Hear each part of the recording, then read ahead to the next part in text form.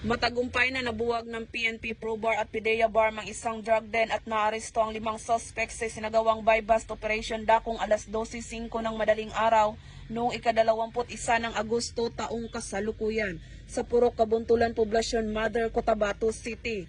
Kinilala ni PDEA Barm Director Gil Cesario P. Castro ang mga naaresto na sina alias Teddy, 32 anyos, alias Marlon, 44 anyos, alias Zol, 28 anyos, alias Joharto, 35 anyos at alias Abad, 32 anyos na pawang residente ng nasabing lungsod. Nakumpiska mula sa mga suspek ang 13 piraso ng heat-sealed transparent plastic sachet na naglalaman ng tinatayang 15 gramo ng hinihinalang shabu na nagkakahalagang 102,000 pesos, buy-bust money, isang cellphone at iba't ibang drug paraphernalias. Nahaharap ang mga ito sa kasong paglabag sa Republic Act 9165 o Comprehensive Dangerous Drugs Act of 2002 at kasalukuyang nasa kustudiya ng PDEA Barm para sa tamang disposisyon.